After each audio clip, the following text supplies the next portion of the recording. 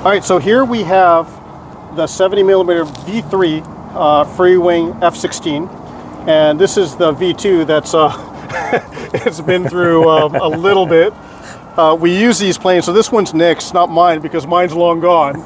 But we use these planes as high alpha trainers for us, and they've been great.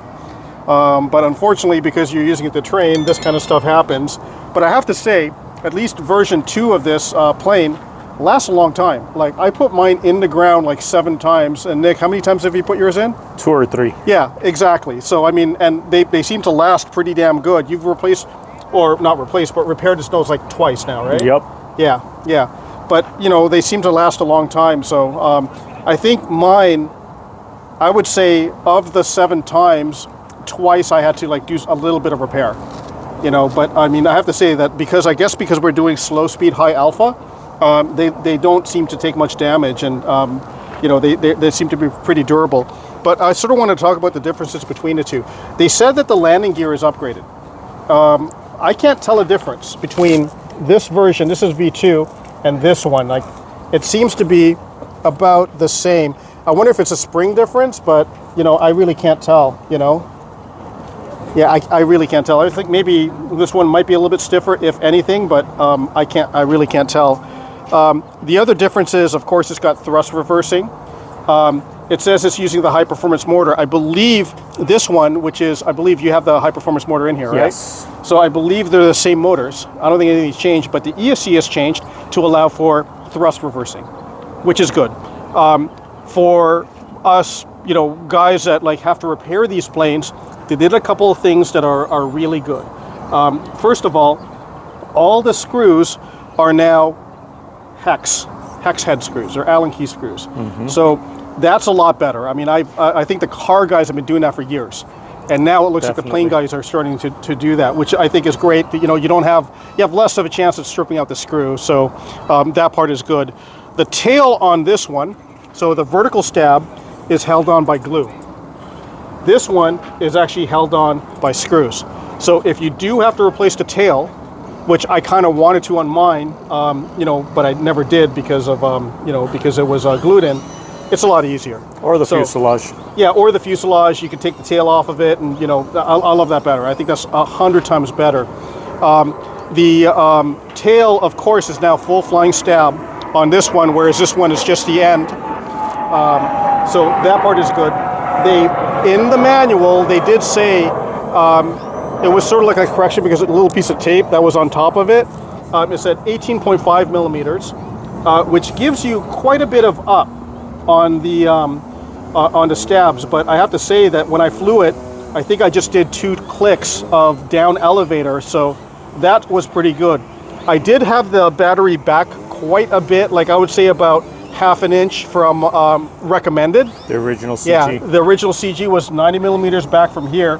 And I did notice on my V2 that I had before that I thought that was very, very nose heavy. And so I put the battery back quite a bit. And on this one, I sort of like went halfway between the two just to see, and it balanced right on the money. So it looks like I can bring the battery back quite a bit.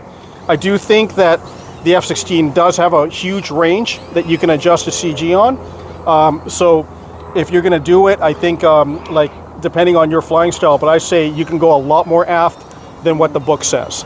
So I think I can go back to an inch back from what the book says. I'm about a half an inch back right now, and I'm going to go ahead and just keep bringing it back slowly, even though this is the same plane with a full flying stab. I assume it flies different.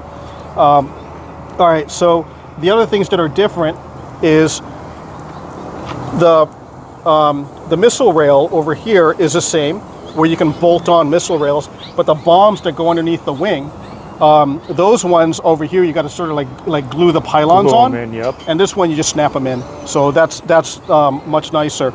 Let me see, is there anything else?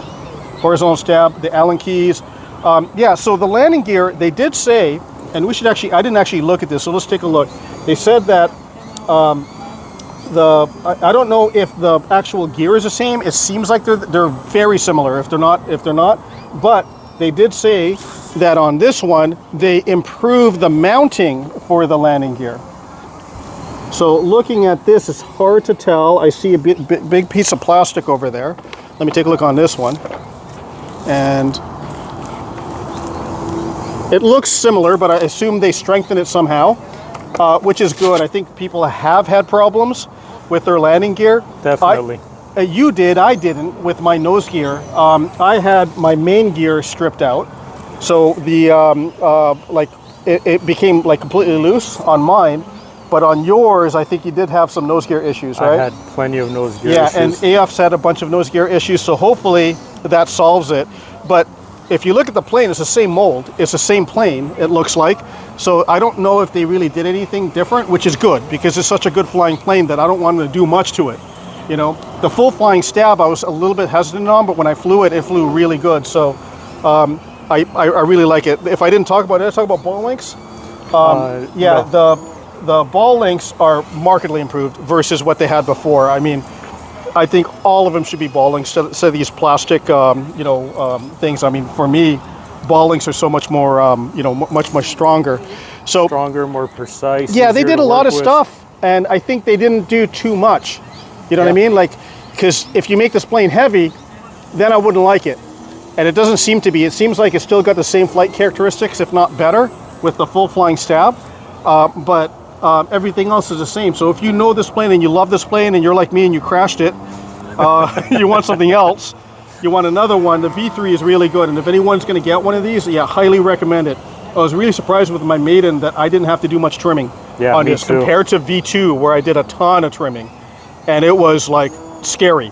You know, my Maiden on that, if you want to check out the video, was pretty scary. But this one, it was really good. When I adjusted everything, they want 18.5 millimeters from the top of here to where the elevator is, and I thought it seemed like a lot, you know, and I was a little bit scared. Like, I go, man, that seems like a lot, but hey, that's what it says in the book, so I'm going to go ahead and do it. And I did it, and it flew damn good. It's right on the money, actually. Excellent job for them. I think it's a great improvement. They didn't do too much. It still kept the plane what it was. You know, they just did a couple of improvements here and there just to make it a little bit better. But kudos to Motion RC for just doing, or for Freewing, for just doing a few changes, but still keeping the basic plane the same, because everyone loves this thing, and there's a reason why. It flies so damn good. So, I'm gonna say it, I'm glad I crashed my other one, because now I got this one. I'll be next.